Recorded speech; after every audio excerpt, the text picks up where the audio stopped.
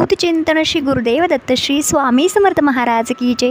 सर्वप्रथम तुम्हा सर्वांचे आपल्या या विश्वास आणि अध्यात्म या चॅनलवरती मनापासून स्वामीमय असं स्वागत आहे।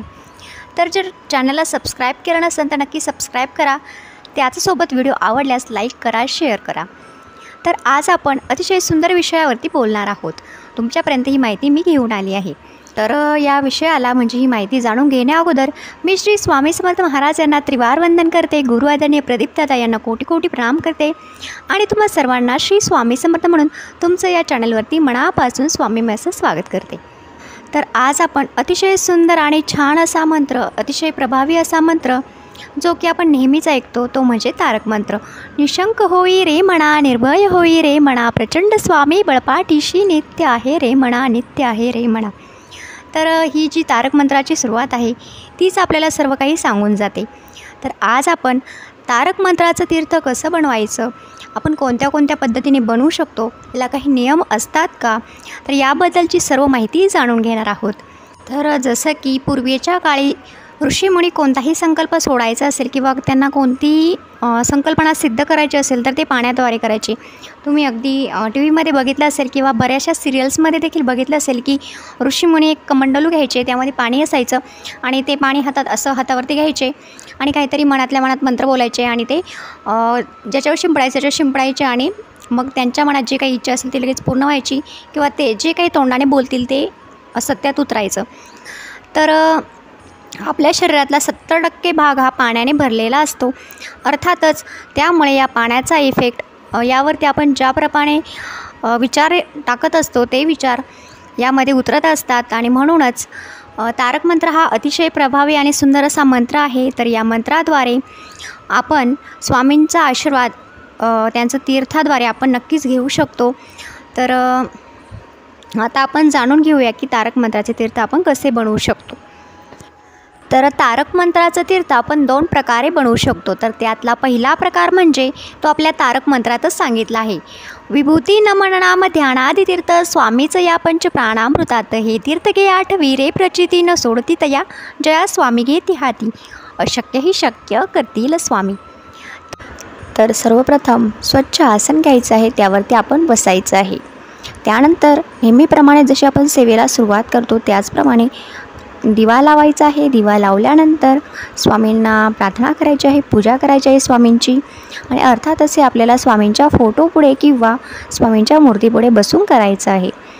तर एक पेला घ्यायचा आहे म्हणजे ग्लास घ्यायचा आहे, तो ग्लास पाण्याने भरून घ्यायचा आहे आणि त्याच्या शेजारीच एक अगरबत्ती लावायची आहे। ती अगरबत्ती अशी ठेवायची आहे की त्याची विभूती पाण्यात पडली पाहिजे। तर अशा प्रकारे ही ठेवून आपण गणपती बाप्पाला स्मरण करायचं आहे, महाराजांना स्मरण करायचं आहे आणि तुमचा काही जर तुम्ही जर संकल्पयुक्त जी सेवा करणार असाल तर तो संकल्प तुम्ही सोडायचा आहे की कोणत्या कारणासाठी तुम्ही हे करत आहात आणि किती दिवसासाठी करणार आहात असा संकल्प तुम्ही सोडायचा आहे। त्यानंतर तारक मंत्र म्हणायला सुरुवात करायची आहे। तो तारक मंत्र तुम्ही किती वेळा म्हणणार आहात तोपर्यंत तो पूर्ण म्हणून घ्यायचा आहे। जसे की 11 वेळा, 21 वेळा, 108 वेळा, अशा 51 वेळा असा तुमच्या सोयीनुसार तुम्ही ते म्हणायचं आहे। तुमचा संकल्प ज्याप्रमाणे असेल त्याप्रमाणे तुम्ही म्हणून घ्यायचं आहे आणि त्यानंतर हे विभूती पडलेलं पाणी म्हणजेच हे तीर्थ ते तुम्ही ज्याच्यासाठी केले त्याला पूर्ण द्यायचं आहे किंवा स्वतःसाठी केलं असेल तर स्वतः घ्यायचं आहे आणि जर असा काही संकल्प नसेल किंवा घरातल्या सर्वांसाठी, सर्वांच्या चांगल्या कल्याणासाठी, आरोग्यासाठी जर तुम्ही हे करत असाल तर हे सर्वांना द्यायचं आहे।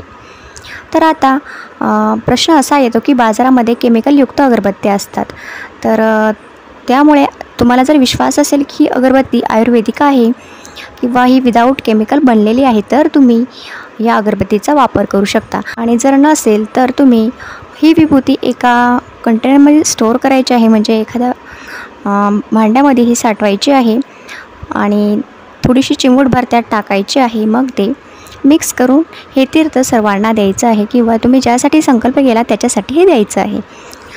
तर अशा प्रकारे आपण पहिला प्रकार म्हणजेच विभूती नमन नाम ध्यानात तीर्थ जसं की आपण बघितलं या ओळीप्रमाणे आपण हा पहिल्या प्रकारात हे तीर्थ बनवू शकतो। तर त्यानंतर दुसऱ्या प्रकारे आपण तीर्थ कसं बनवू शकतो, तर पहिल्यासारखंच स्वच्छ आसन घ्यायचं आहे, देवाला दिवा लावायचा आहे, संकल्प सोडायचा आहे, स्वामींना प्रार्थना करायची आहे आणि उजव्या हातासमोर ग्लास पाण्याने भरून घ्यायचा आहे. त्या ग्लासावरती आपला उजवा हात ठेवायचा आहे आणि पहिल्यासारखंच तुम्ही जितक्या वेळा तारक मंत्र बोलणार असाल तितक्या वेळा तारक मंत्र बोलायचा आहे आणि तारक मंत्र बोलून झाल्यानंतरच हात त्या ग्लासावरून काढायचा आहे. मग असं केल्यानंतर हे तीर्थ सर्वांना तुम्ही द्यायचं आहे किंवा ज्यासाठी संकल्प केला त्यासाठी हे द्यायचं आहे. तर अशा अगदी सोप्यात सोप्या 2 पद्धतीने आपण तारक मंत्राचं तीर्थ बनवू शकतो.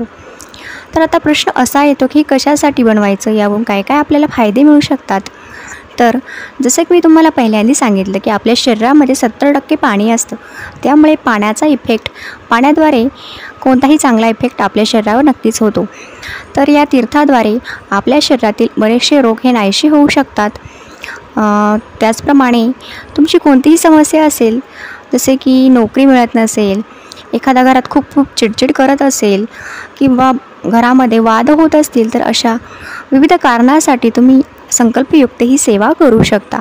तर त्यानंतर प्रश्न असा येतो की हे किती दिवस करायचं. तर ते तुमच्या मनाने तुम्ही जो संकल्पयुक्त केला असेल तर तुम्ही ते त्या संकल्पाप्रमाणे त्या दिवशी तितके दिवस करू शकता. जसं की 11 दिवस, 21 दिवस, 1 महिना, तुमच्या इच्छेनुसार तुम्ही ही सेवा करू शकता.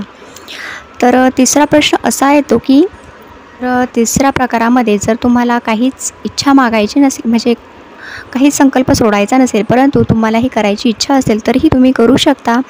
अगदी घरामध्ये सगळ्यांना चांगलं आयुष्य लाभावं, सगळे निरोगी राहावे यासाठी देखील तुम्ही तारक मंत्राचं तीर्थ रोज बनवून पिऊ शकता किंवा लहान मुलांना नक्कीच देऊ शकता.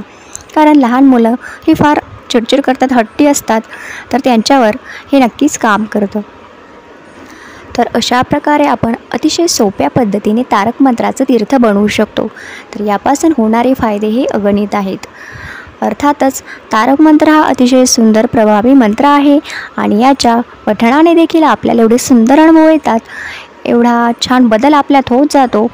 तर अर्थातच हे तीर्थ घेतल्यानंतर त्यापेक्षाही आपल्या जीवनात सुंदर असे बदल व्हायला सुरुवात होते. तर तुम्ही देखील ही सेवा नक्की करून बघा आणि काय फरक पडतो हे तुम्ही अनुभवा. तर कशी वाटली तुम्हाला ही माहिती ते तुम्ही मला कॉमेंटमध्ये नक्की सांगा.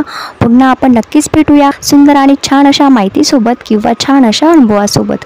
तोपर्यंत काळजी घ्या आणि व्हिडिओ आवडल्यास चॅनलला लाईक करा, शेअर करा आणि सबस्क्राईब करा. जास्तीत जास्त लोकांपर्यंत माहिती आणि अनुभव पोहोचवत चला. तर झालेली सेवा ही महाराजांच्या चरणी मी रुजू करते आणि तुम्हा सर्वांना श्री स्वामी समर्थ म्हणते. भेटूया पुढील व्हिडिओमध्ये. तोपर्यंत काळजी नक्की घ्या. श्री स्वामी समर्थ, श्री स्वामी समर्थ, श्री स्वामी समर्थ.